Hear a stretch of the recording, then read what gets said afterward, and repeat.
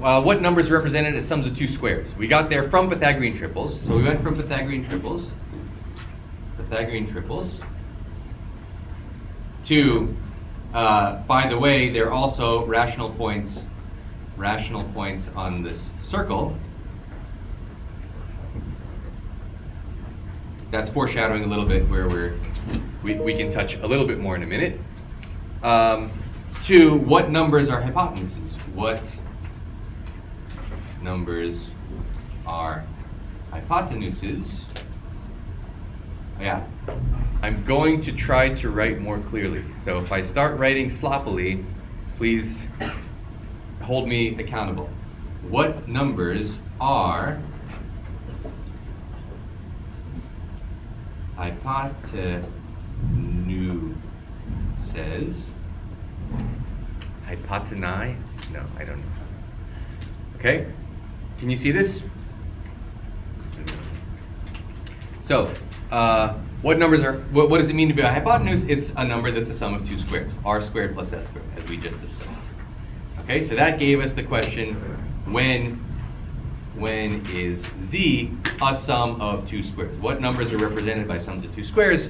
That got us into modular arithmetic, and that got us into the Euclidean algorithm, and the Euclidean algorithm in the Gaussian integers. So the funny thing is, another way of thinking about this problem is what norms are there of Gaussian integers?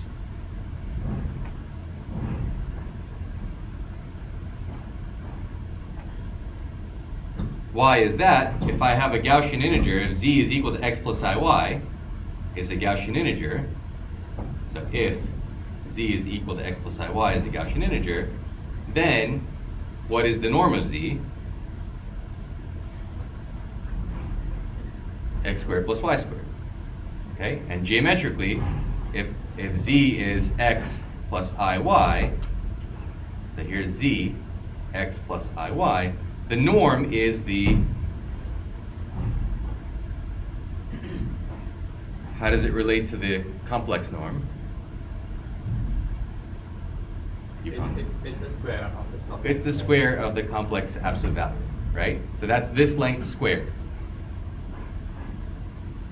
So we're trying to understand what numbers arise as sums of two squares is the same as looking at circles of integer radius,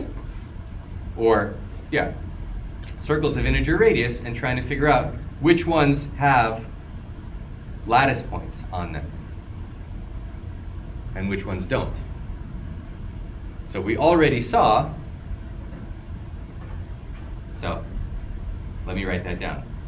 So solving z equals x squared plus y squared is equivalent to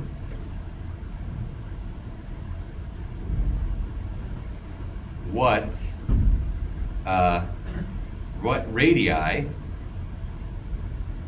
give circles having lattice points. Having lattice points. You know, lattice meaning z adjoint I is this integer lattice, whatever it looks like, integer lattice in the plane. I'm doing a bad job of drawing a lattice. Agreed, right? And we already saw that if n is 3 mod 4, leaves a remainder of 3 when divided by 4, then z equals x squared plus y squared, n equals x squared plus y squared, has no solutions.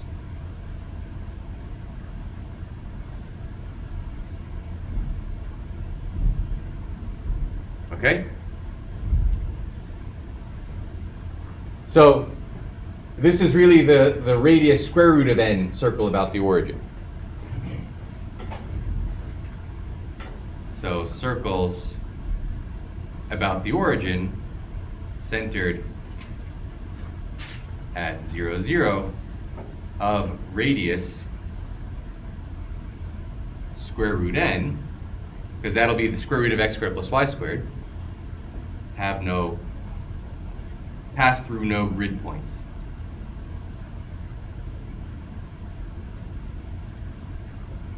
I'm trying to use a more colloquial term than a more technical mathematical term.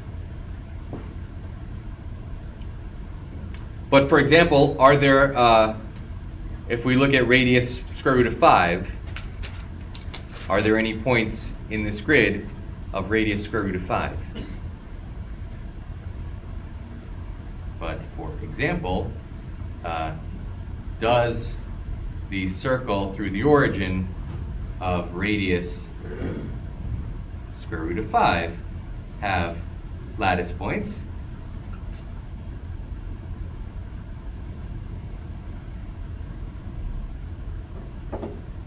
So 5 is not 3 mod 4. 5 is only 1 mod 4.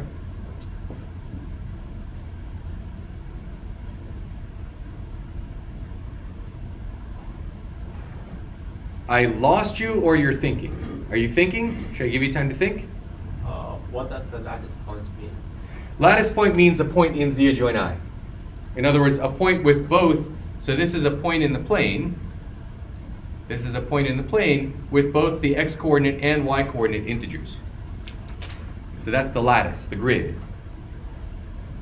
Okay, Z adjoint I is the grid. Just a second, Deepantra. Stephanie? If you have x is 1 and y is 2. Exactly. Exactly. So how about the point Z? So Z is equal to 1 plus 2i if x is 1 and y is 2. That is a point whose length is square root of 5. This distance is square root of 2 squared plus 1 squared, so this is root 5. So if you look at the circle of radius root 5, that does pass through a grid point, the grid point being 1 comma 2, which we think of in the complex plane as 1 plus 2i. Does that make sense? So in fact, when we changed our model from the integers, when we were looking at the Euclidean algorithm and the fundamental theorem of arithmetic, to the Gaussian integers, we weren't doing that just for fun. We were doing that because that will directly return to answering this question. And foreshadowing a little bit more, what can we say about a general quadratic form? So more foreshadowing. This is all just discussion. This is not part of, we're not learning anything, any new mathematics yet. More foreshadowing.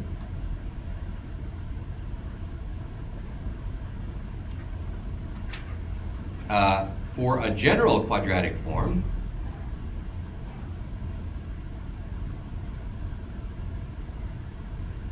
in other words, some coefficient ax squared plus bxy plus cy squared, so it's just a homogeneous polynomial in 2 variables, binary quadratic form. For a general binary quadratic form, binary means 2 variables. Let's start with that, although soon we'll, I hope, also branch out into more general quadratic forms than these. So in other words, the quadratic form we're interested in immediately, this which numbers are hypotenuses, is the case a equals 1, b equals 0, c equals 1. So, for example, a equals 1, b equals 0, c equals 1 is the one we're currently investigating. For a general quadratic form, when which n are represented. Which integers arise as values of this quadratic form for some x and y. In the same way as we're asking which numbers. Now, in the case of norm forms, there's a nice geometric relationship to this question. In general, this question is actually rather involved and intricate and will take us all the way to class field theory and all kinds of things that we won't really get to in this semester. But will open some doors into some directions. Okay, any questions about kind of where we are, what we're doing, why we're doing what we're doing? And we're learning some number theory along the way. Good? Let's go back to where we were last time. Where we stopped was the fundamental theorem of arithmetic. And I want to kind of circle back to that fundamental theorem from a more general point of view, which hopefully will explain why the fundamental theorem is non-trivial, because it seems like maybe trivial to you because we've only played around with it in the integers. So back to fundamental theorem of arithmetic. Okay, first, a trivial lemma, which maybe I should have made explicit. First, here's a lemma. Every integer, well, except 0, is plus or minus 1 times a product of primes.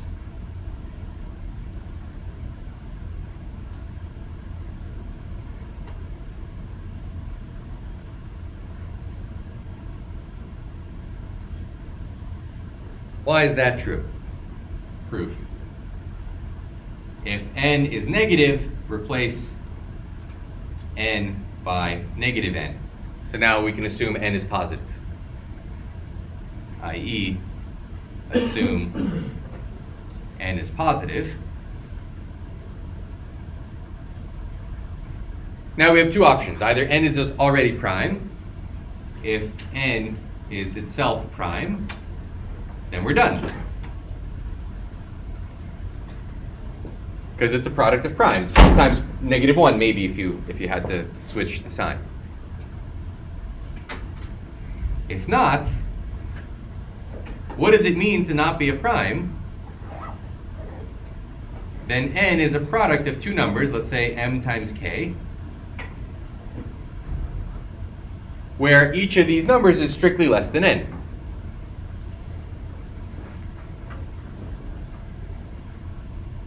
Both m and k strictly less than n, right? If you're not a prime, what does it mean to be a prime? Your only divisors are 1 and yourself. If you're not, then there are some, you have divisors. So there's some way of expressing n as m times k where neither m nor k are 1. In other words, each of these is at least 2. In other words, m and k is at most n over 2, in fact.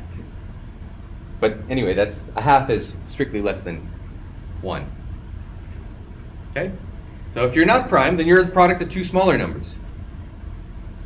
And now what? Alex? So m and k are prime. If they're both prime, we're done, but then you just keep on going. Keep going. Yep, keep going. So keep going. Fermat descent. You're going through the integers. You cannot keep strictly decreasing without ever stopping. Okay? Can't continue forever decreasing positive integers. These are positive integers. Can't continue forever decreasing positive integers.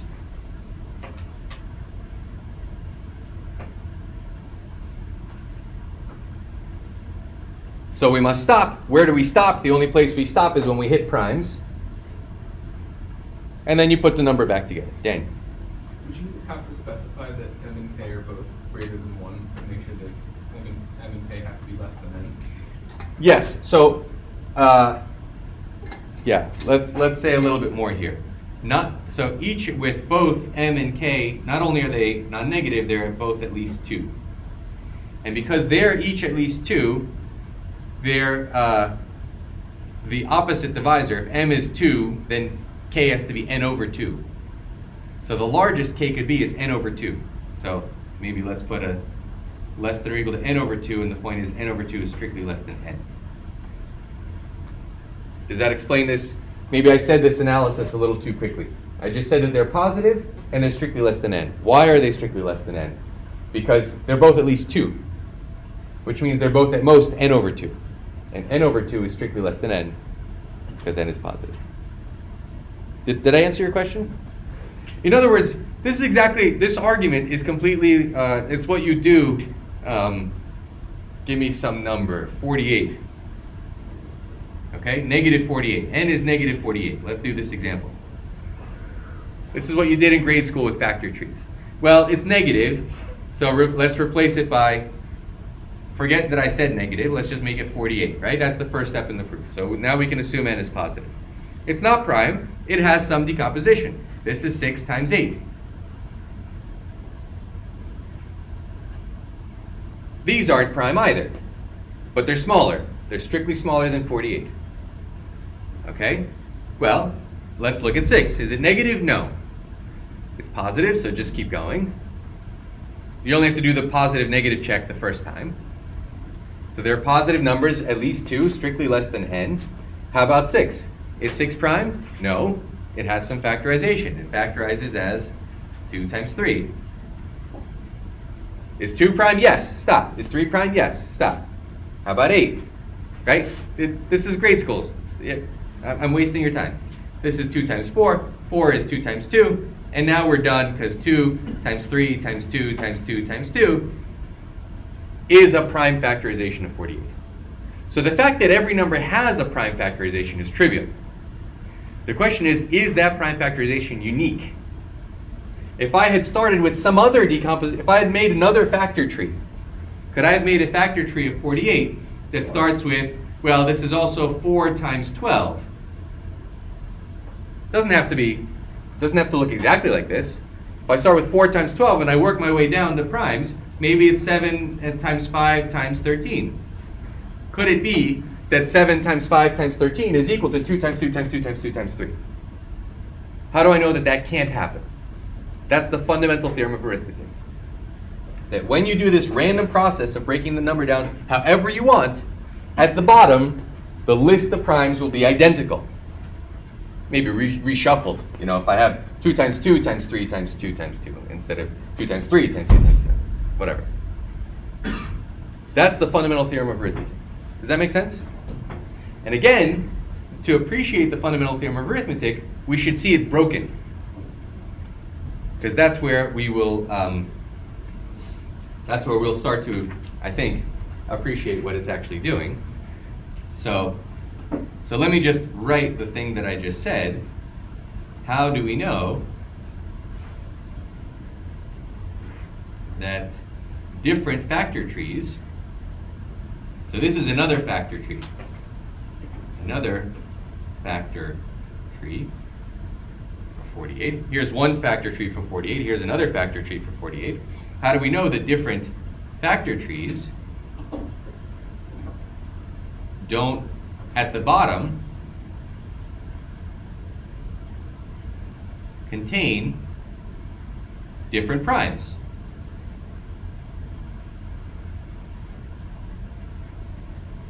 That's what the fundamental theorem of arithmetic is proving. That no matter how you break this up, at the bottom, when you're down to just primes, there's only one way to do it. Okay? And a non-example, which we already saw, non-example, is this ring Z adjoin root negative 5. That's a perfectly nice ring. Well, it's not perfectly nice, as you'll see in a second. And if we start with n equals, take n equals 6, we can have a one factor tree that looks like 2 times 3. We can have another factor tree that looks like 1 plus root 5i and 1 minus root 5i. And then I have to argue a couple of things. First of all, I have to argue that these numbers, well, let me colloquially use the word prime, although in a second you'll see why that's not the word I should be using. And why these numbers are also prime. Again, that's not quite right. And why these are not, I mean, is just not true. This fundamental theorem is just not true on the level of primes. It is true on the level of ideals, which we will get to much, much later. But that's another reason why ideals are the right way to discuss these issues. Okay, so far so good? So the question is, why do these factor trees always come out the same no matter how you do them in the integers?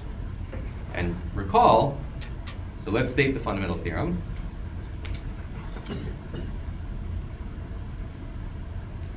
Fundamental theorem of arithmetic. Well, let's put it like this. If we have two expressions, if n is -1 and then a product of primes to some powers, and n is equal to -1 to some exponent, let's call it epsilon, and n is -1 to, well, some other epsilon prime, times the product over primes to some other exponents. So if I have two prime factorizations of n, the first lemma was every number does have a prime factorization. If I have two prime factorizations, then not only is epsilon equal to epsilon prime, and EP is equal to EP prime. Not only is it equal to EP prime, but it's equal to the ord in P, in the order of P in n, and this is for all primes P.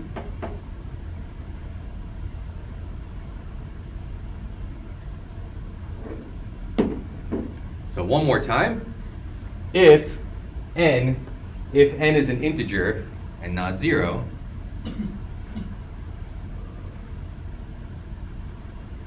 and we have two representations of n as a product of primes to some powers, of course, this is a product over all primes, so all but finitely many of these EPs are 0. Is that some construction over there?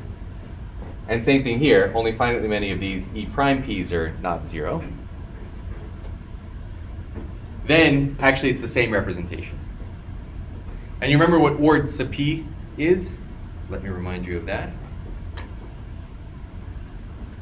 Recall, ord sub P of n equals k means P to the k exactly divides n, which means P to the k divides n, and P to the k plus 1 does not divide n.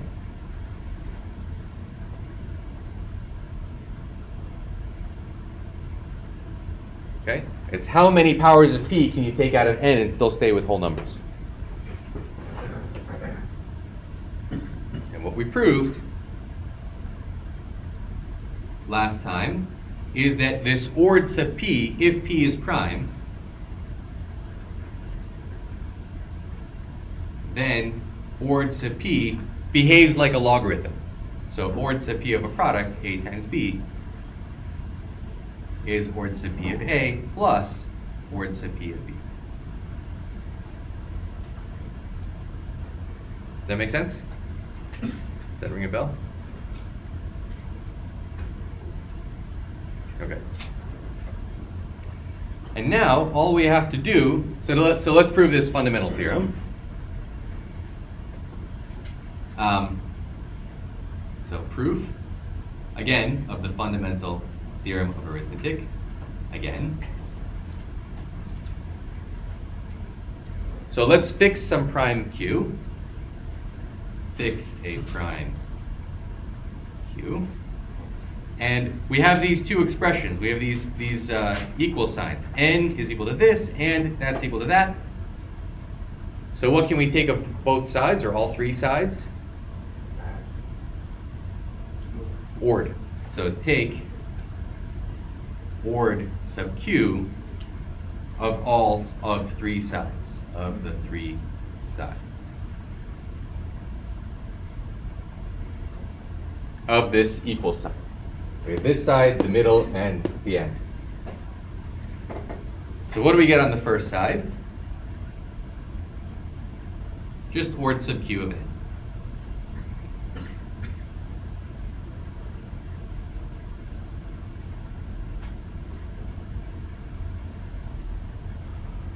In the middle, we get ord sub q of -1 to some power, and then a product over primes, primes to some powers.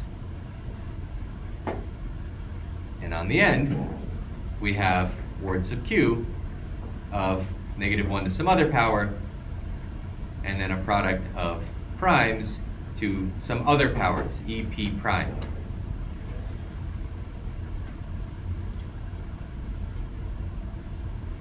Right? Does that make sense?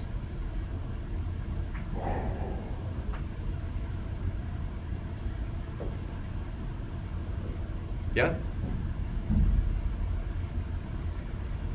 So this is a product of a bunch of whole numbers. What do we know about ord sub q? How does it work on products? Other than Debendro? You can add up the all the p to the e to the p. Exactly. Ord acts like a log. Where was this? Here.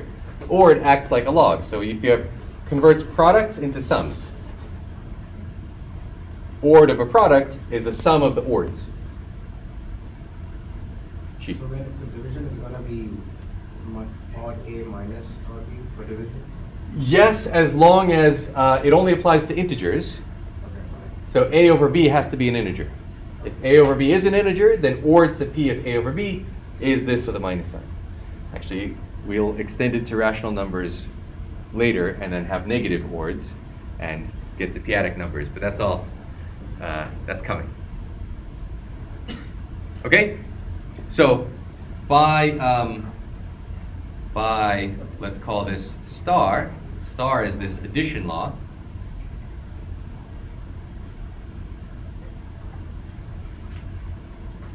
By this, or multiplication law, I don't know what you want to call it, this is also equal to, well, this is just equal to ord q of n, nothing to see here. But here we have a product of things, and ord of a product turns into a sum of ords. So this is ord sub q of -1 to the epsilon, plus ord sub q of 2 to the e2, plus ord sub q of 3 to whatever its exponent was, and so on, and a general ord of a p to the ep, and so on. Okay, so it's turned this product into a sum. But what has it done here? How about this equation? Again, we have ord sub q, and we have a product of a bunch of things, so that turns into, altogether now, a sum. Thank you. Okay, so this is ord sub q of -1 to the epsilon prime, plus a sum over all primes, ord sub q, that prime to the ep prime power. Which is exactly what this is, but now I've written it in a more compact notation. Same thing.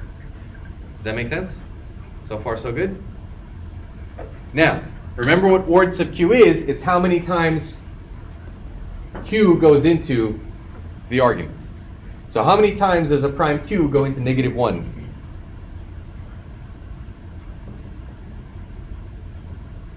Altogether? 0. So this is 0.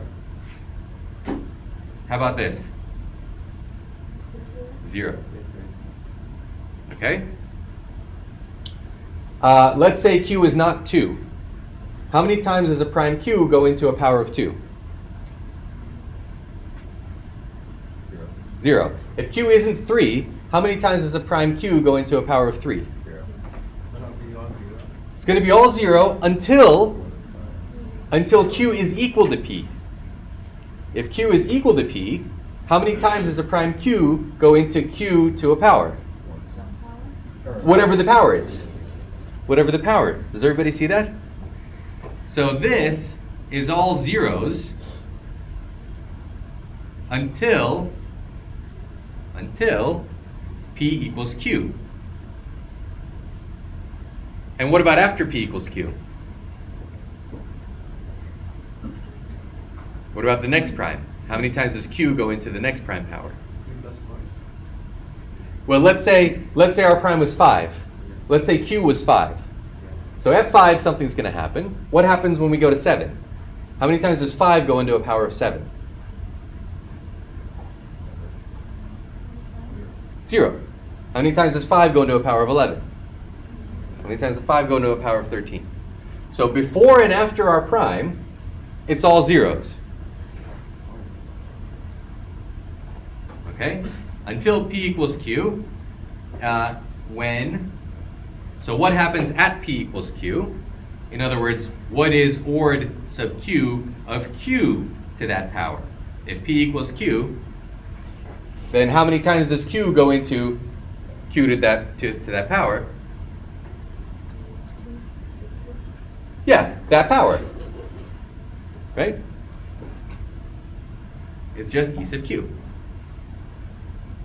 And then after that, we get all zeros again. Does everybody see that?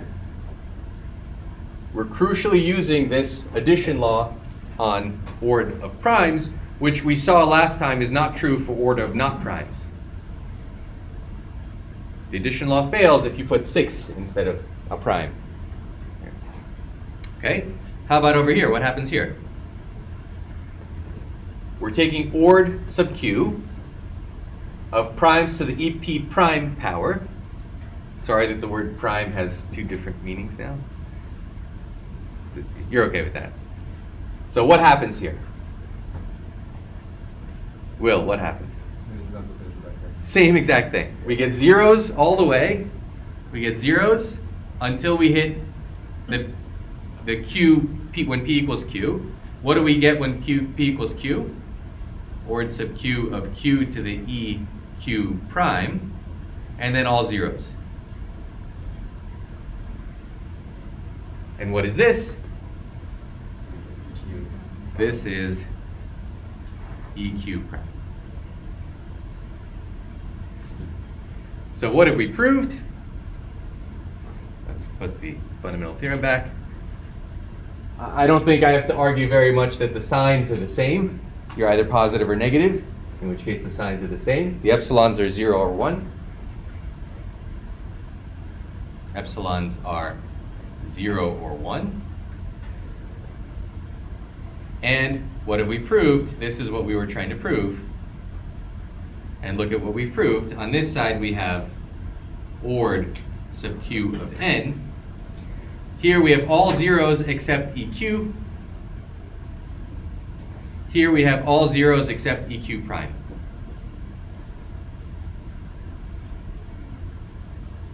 Fundamental theorem of arithmetic. Any questions? Now why, here's where we're really going to start understanding this proof. Where does this proof fail for the ring Z adjoin root 5i? So let me write that down. Let's see, maybe I can zoom out so you can see the proof. It'll get too small if I zoom out and show you the whole proof. But let's try. So question, where does this proof fail for the ring Z adjoin root 5i? So why can't I take a number like 6 and hit it with ord sub 2 or ord sub 1 plus root 5i? Let's look at ord sub 2 of 6 in this ring. Let's compute ord sub 2 of 6 in this ring. Okay? So, does 2 divide 6? Yes. Yes, because 2 times 3 is equal to 6. Great. Dependro? No. Does 2 squared divide 6?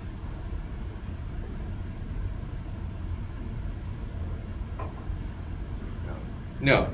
because I'm asking, so 2 squared is 4, i.e., I want to know if 4 times something in this ring, what's a general element in this ring look like? It's x plus root 5i y. Does this equal 6? Do I have a solution in integers x and y? Right, an element here looks like some integer plus root 5i times some integer.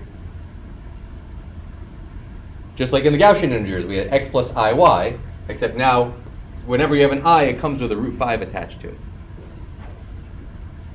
Blank stares. We had a homework assignment that z adjoin root 5i is a ring. So I'm allowed to add and subtract and multiply and still get things that are of the form root 5i. Yes? So what does it mean for 4 to divide 6? It means 4 times some element of this ring is equal to 6. So let's see if that can happen.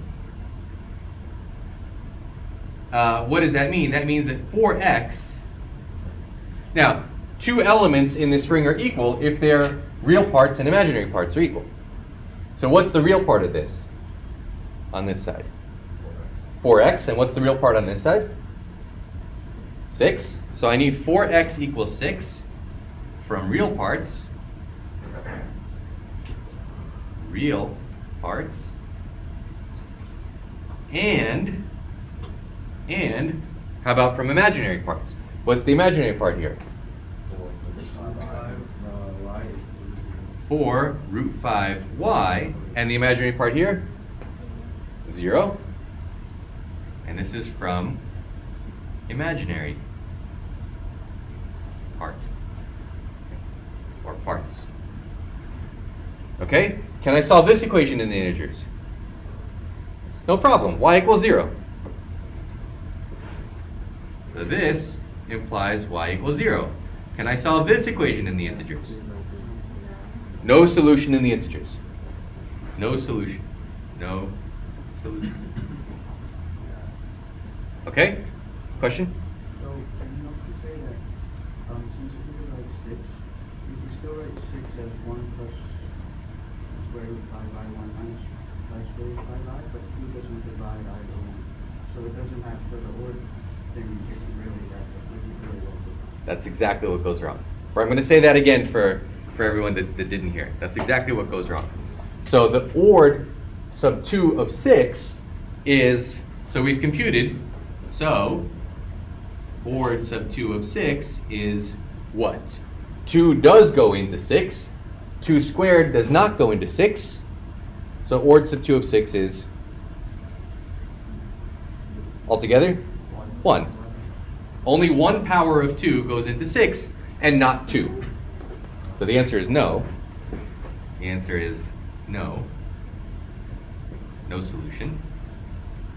So 2 squared does not divide 6.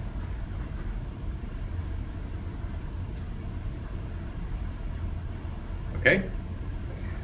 Does that make sense? Now let's go back to exactly what DePendro said. But 6 is, as we said before, 1 plus root 5i times 1 minus root 5i.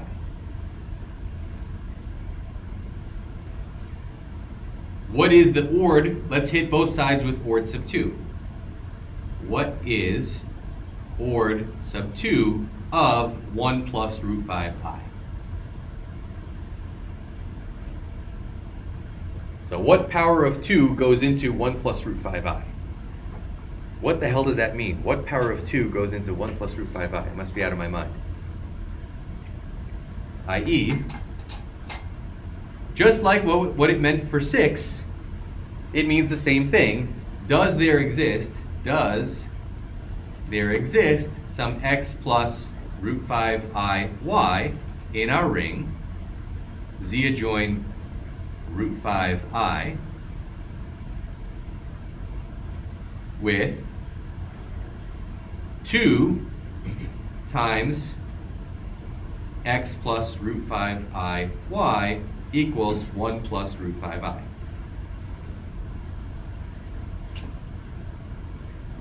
So the first thing we're checking is, does 2 divide this? 2 to the 0 definitely divides it. Does 2 to the 1 divide it? If so, does 2 squared divide it? If so, does 2 cubed divide it? Where do we stop? How many powers of 2 divide into here? Okay? Well, let's see. Can we get a single power of 2 to divide into here? Let's take 3 minutes, and everybody on their own, and in groups, and talk to one another. See if you can argue one way or the other. Can you find a divisor, or can you not find a divisor? Go for it.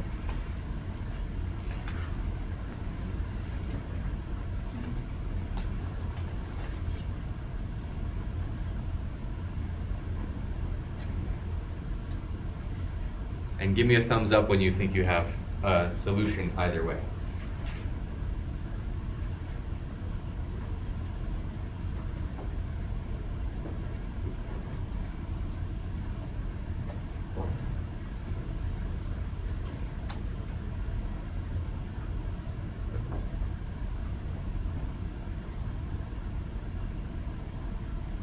Got it, or are you still here confused about what this means? I know what it is.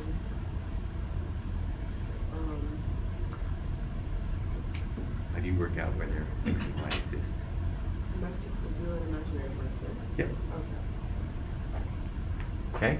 How did we do it when we were looking at 6? We matched the real parts and the imaginary parts. What's the real part on one side? What's the imaginary part?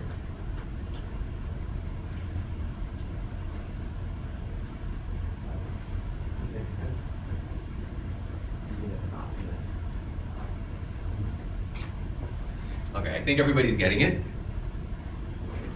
So what are the real parts?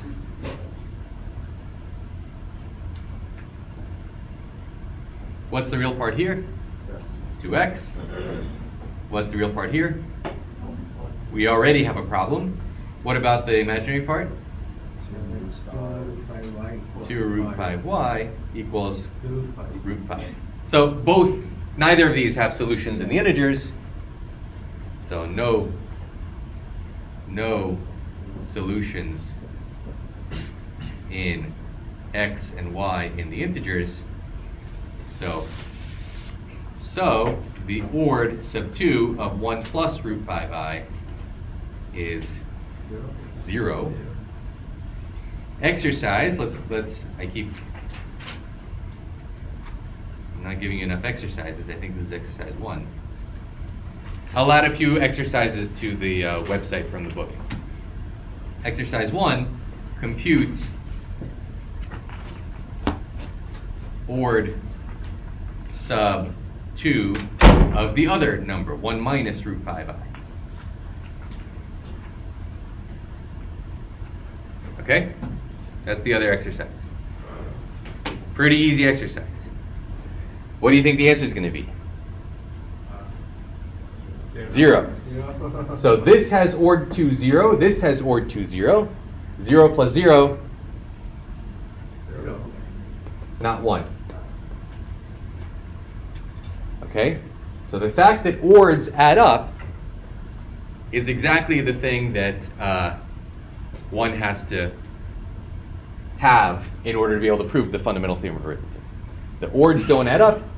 That's what fails for these this ring, root 5i. Does that make sense? Daniel. Is 2 still considered a prime? Excellent question. Excellent question. Remember, the ords don't line up for even in the integers unless the thing is a prime. So let's go into, that's exactly where I was hoping somebody would say, wait, so let's finish. So ord sub 2 of 1 plus root 5i is equal to 0, and ord sub 2 of 1 minus root 5i is equal to 0. Well, that's your exercise. But ord sub 2 of 1 plus root 5i times 1 minus root 5i is ord sub 2 of 6, which is 1, and 0 plus 0 is not equal to 1. Okay. But we know that that can happen even in the regular integers if the ord that we're taking the base of isn't itself a prime.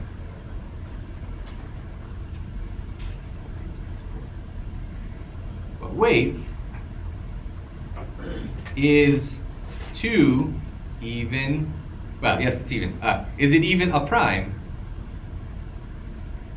in Z adjoin root 5I?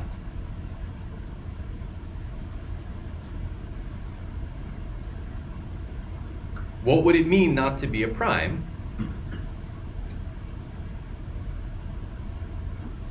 Kevin? How to define a prime in Yes. Z root 5R? Yes. This is a serious issue. And there's several ways of defining what a prime means. Let's try the naive way first. What do you give me some ideas? Kevin, you had your hand up. Yeah, I was gonna say, what do you mean by What do you mean by prime? Yep. Alex. Something other than 2, right? 2 or more. Right. How about can we write 2 is so let's figure out what this means. What does this mean? What does this even mean? Sorry for the colloquial use of even around the number 2. What does this even mean? What does it mean to be a prime? Well, so let's try this. Try this. Do there exist, let's call them A plus root 5I B and C plus root 5I D, whose product is equal to 2?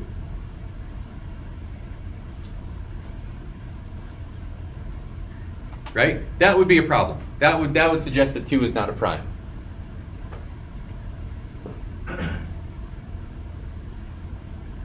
How would it suggest that it's not a prime?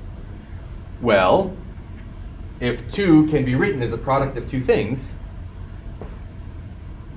then it's not a prime. Unless One of those things is 1. unless one of those things is 1 or maybe -1, or in the case of the Gaussian integers, we also had I or negative I. So unless one of those things was a unit. So now we need to remember what a unit is. Try this. Does there exist something like this with neither neither A plus root 5IB nor C plus root 5ID being units? So what are units? Recall an element, let's call it U in a ring R, is a unit. We define this, right? When we were talking about modular arithmetic, we defined it there, but maybe we didn't talk about it in a general ring. What did it mean to be a unit in modular arithmetic? What were the units mod 12? Devendra. Anything co-prime to 12. Why is that what's a unit? Why is 7 a unit mod 12? Shane? Inverse. It has an inverse. It has an inverse. What does it mean to have an inverse? Product of those numbers would be 1. Yes. So exactly right. That's exactly right. Inverse. Something is a unit if and only if there exists something else with the product being 1. A unit is a divisor of 1. Does that make sense? So here's another exercise. Here's some good exercises. Exercise, this is exercise 2. Compute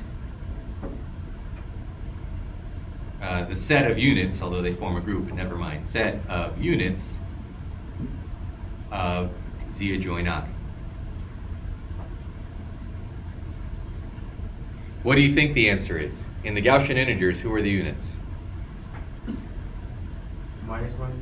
-1 plus 1, I, and negative I.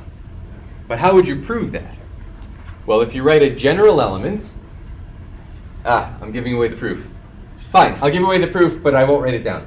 If you have a general element, and you have another element, so that U times V is 1, well, take norms on both sides, or take complex absolute values on both sides. That means each of these things has absolute value 1. How does an element in Z adjoin I have absolute value 1? Okay, I've said too much. I did the exercise for you. let's give you another exercise.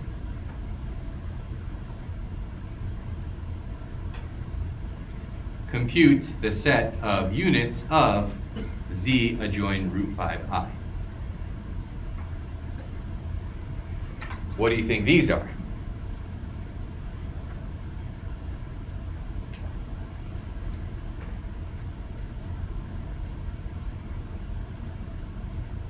Kevin, you got a guess?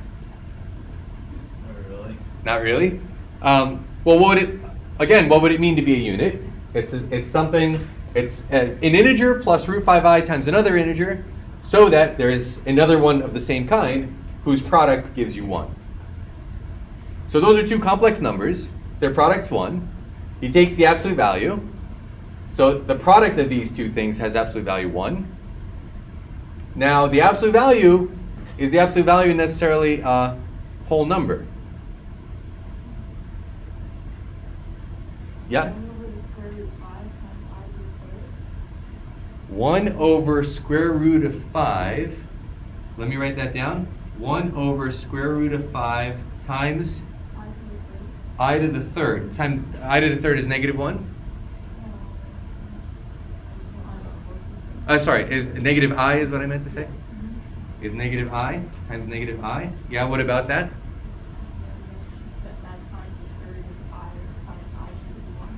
Okay, so here's a check, something to check. This thing times square root of 5I is indeed 1. Kevin? Wait, did you say it has to be an integer? Yes, this is not an integer multiple of root 5I. It's root 5I divided by 5, not times 5. Okay, so this is not in the ring. This is not in z adjoin root 5I. It is in the field q adjoin root 5I. And in the field, every element becomes a unit.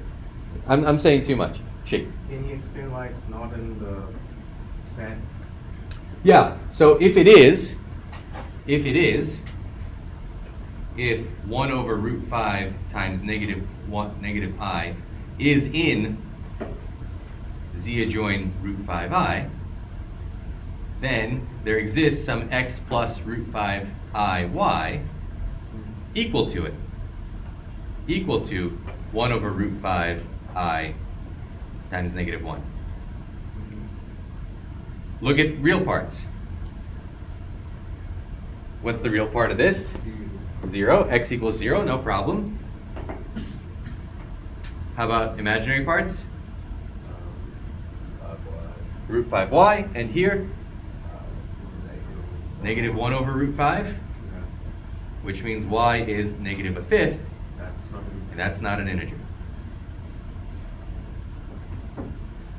Okay? So these questions, they seem funny, but the second you write down the equations and take real parts and imaginary parts, it's clear what happens and what doesn't happen. Okay? So the units here will be,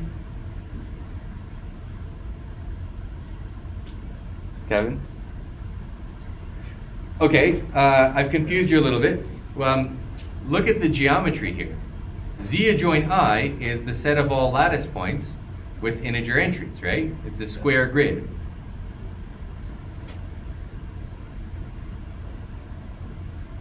Right? What does this look like? What does... It's like stretched by a factor of square root of 5, like imaginary. So if this is 1, how high is this? Square root of 5. Root 5. So this is root 5I. That's the next lattice point. Okay? So it's like this thin rectangle is our grid, is our lattice. And so the question becomes, which of the elements have complex absolute value 1 to be units? Well, here's the complex absolute value 1 circle. So there's only 2 units, 1 and negative 1. In the case here, there were 2 more. lattice points, 2 more grid points. But now they got stretched out. Okay? All right, I'm running out of time. Why was I saying this? Let me leave this as an exercise. Prove that 2 cannot be expressed as a product of 2 numbers in this ring without one of them being a unit. So exercise. This is now a serious exercise, exercise 4. If 2 is equal to a plus root 5 ib times c plus root 5 id, a, b, c, d are integers with a, b, c, d integers, then one of these, one of this or this, is a unit.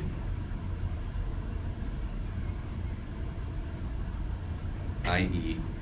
is equal to plus or minus 1.